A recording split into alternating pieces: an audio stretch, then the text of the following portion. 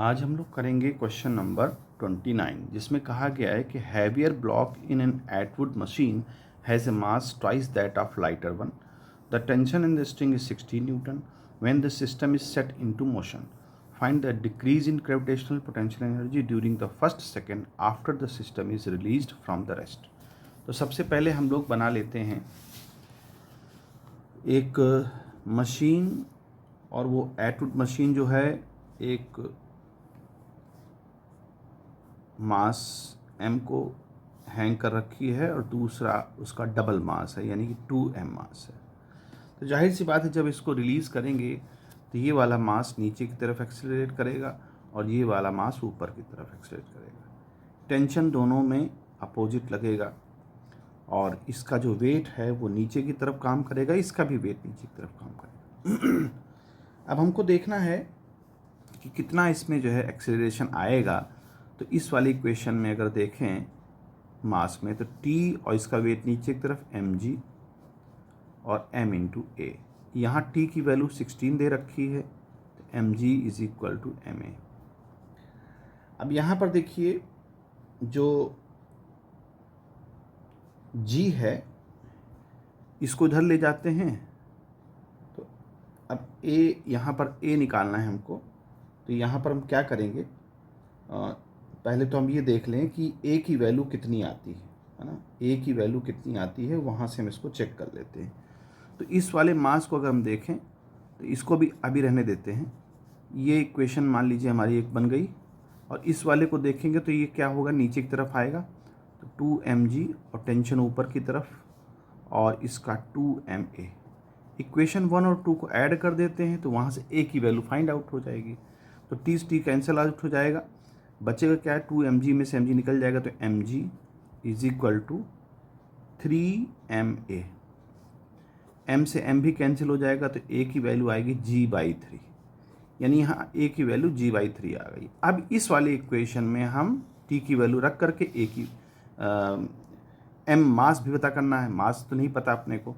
तो यहाँ से a की वैल्यू पुट करिए तो t हो जाएगा 16 माइनस mg, और a की वैल्यू g/3 थी तो यहाँ वैल्यू पुट कर लेते हैं. अब यहाँ क्या करें, 16 उधर चला जाएगा, मास कॉमन ले लेते हैं. तो g प्लस g/3 तो ये आ जाएगा 3g, और ये 4g/3 आ जाएगा.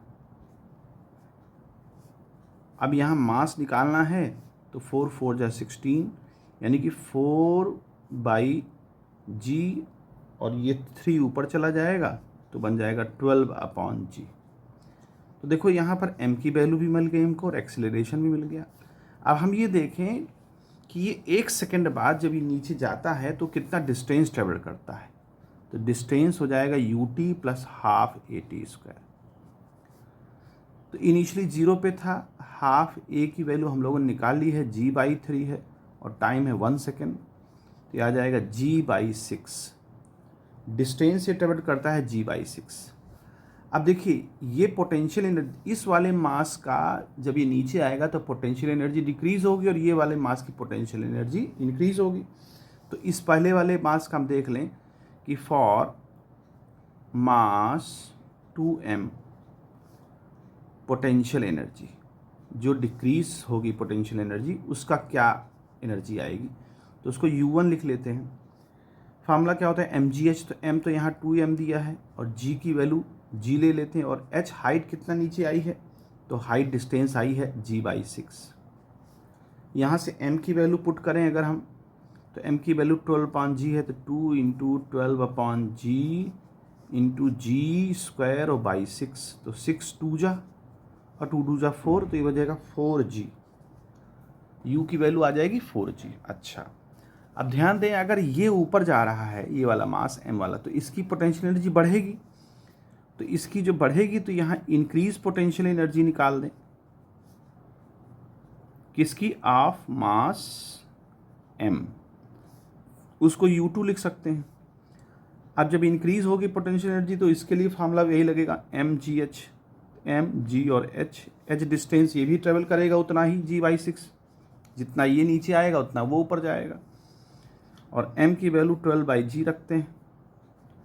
g स्क्वायर बाई 6, तो ये आ जाएगा 2g, ये इतना आ जाएगा 2g। ठीक है। अच्छा, अब यहाँ पर नेट जो पोटेंशियल एनर्जी है वो कितना बदली, देखो इंक्रीज हुई है 2g, डिक्रीज हुई है 4g, तो यानी कि डिक्रीज ज़्यादा हुई है, तो चेंज इन पोटेंशियल एनर्जी हम लोग निकाल लें, तो डिक्रीज ज़्यादा हुई है तो 2g, इंक्रीज में से डिक्रीज वाली माइनस कर दें, तो ये माइनस का 2g आ जाएगा। अब माइनस का 2g आ जाएगा यानी -2, और g की वैल्यू 9.6 ले लेते हैं, 9.8 ले लेते हैं, तो ये आ जाएगा 19.6 जूल एनर्जी। इतनी एनर्जी जो है हमारी इस पूरे सिस्टम में कम हो जाएगी, डिक्रीज हो जाएगी। तो इस तरह से इस क्वेश्चन को करेंगे।